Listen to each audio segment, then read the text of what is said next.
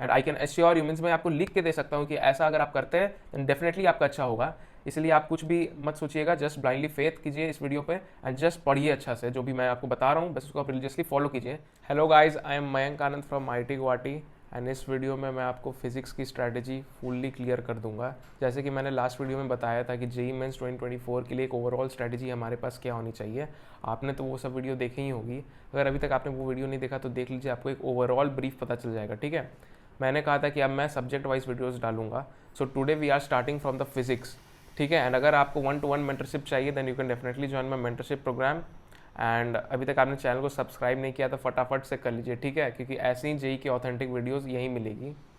सो बिना किसी time waste के चलिए स्टार्ट द वीडियो। देखिए, सबसे पहले हमारे पास मेन क्वेश्चन है कि कितने टाइम बचे हुए हैं। राइट, सिंस अक्टूबर में मिड खत्म हो चुकी है तो अप्रॉक्सीमेटली यहाँ 15 डेज़ है, ये 30 पकड़ लेते हैं। राइट, सो ये अप्रॉक्सीमेटली हमारे पास 75 डेज़ है हमारे पास। राइट, सो हमारे माइंड में अब क्लियर हो गया होगा कि we have only 75 days to study. तो इन 75 डेज़ में हमें फिजिक्स को किस तरीके से पढ़ना वो मैं बताता हूँ। सबसे पहले रिसोर्स हमें कहाँ से पढ़नी है।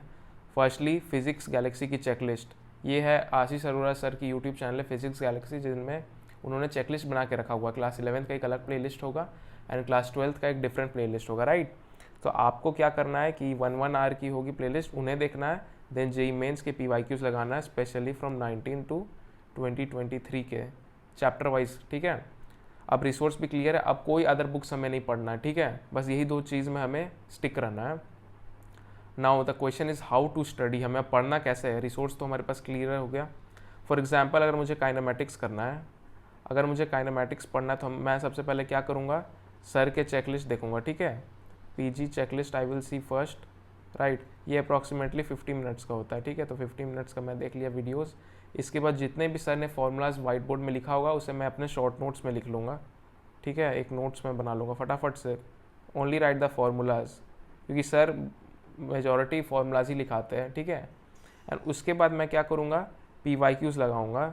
लेट्स से फ्रॉम 19 to 2023 में 60 क्वेश्चंस थे, 60 क्वेश्चंस थे and we need to complete in maximum 4 days. ये ध्यान में रखिए कि हमें मैक्सिमम 4 डेज़, 4 डेज़ से कम में हो जाए तो बहुत अच्छी है, 3 डेज़ में भी करना है। Maximum 4 days, right, maximum 4 days में हमें एक चैप्टर अब कंप्लीट करनी है। तो what will do, will divide 60 questions by 4, that comes out to be 50।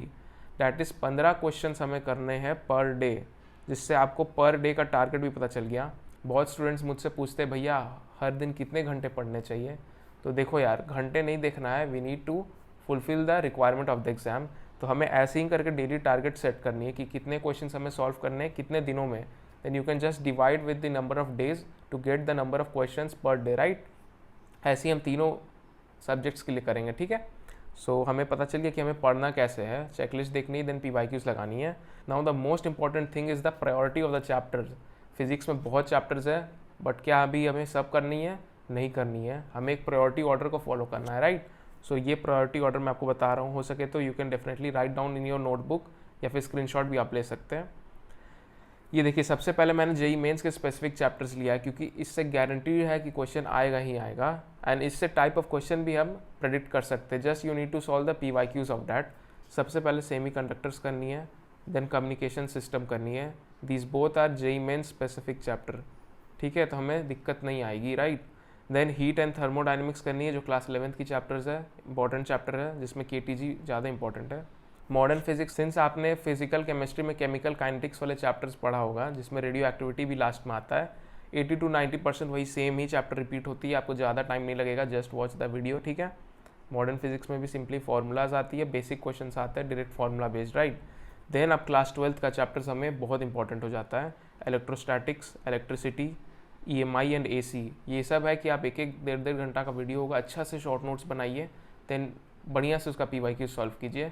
अगर आपसे फर्स्ट अटेम्प्ट में नहीं भी बनता है PYQs तो ठीक है, we will watch the solution. ठीक है, सोल्यूशन देखने में कोई भी दिक्कत नहीं है। ठीक है, because we are learning. Right, so solution देखिए, मैक्सिमम 5 मिनट दीजिएगा एक क्वेश्चन पर। ठीक है, मैक्सिमम 1 क्वेश्चन में सॉल्व करने में we need to give only 5 minutes.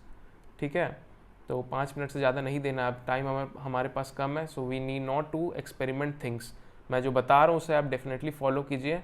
Right, and after EMI AC kinematics 11th की लॉज ऑफ मोशन, ये सब एकदम बेसिक क्वेश्चन आएंगे। Work power energy, work power energy के पास centre of mass and rotation आता है, बट वो अभी हमें नहीं करना है, ठीक है, क्योंकि वो मेजॉरिटी स्टूडेंट्स का बहुत ज़्यादा वीक होता है, राइट। सो हमें उसके जगह क्या करना है, मैकेनिकल प्रॉपर्टीज़, जिसमें फ्लूइड आ जाती है, एंड जो भी स्ट्रेस स्ट्रेन वाला जो आपकी चैप्टर आती है जिसमें यंग मॉड्यूलस आ जाता है ना, bulk modulus, different types of coefficients और मॉड्यूलस जो आ जाते हैं, राइट। तो वो हमें सॉल्व करना है। After that waves and SHM हमें करना है, ठीक है। ये मैंने लास्ट में रखा क्योंकि प्रायोरिटी इसका कम ही है, एंड इससे अगर क्वेश्चन आता है तो मेजॉरिटी देखिए डॉपलर इफेक्ट से ही क्वेश्चन आता है। तो वेव्स एंड SHM में आपको डॉपलर इफेक्ट सबसे पहले पढ़ना है, ठीक है। अगर आप कुछ भी नहीं करके जा रहे वेव्स एंड SHM में, just study the Doppler effect part, right.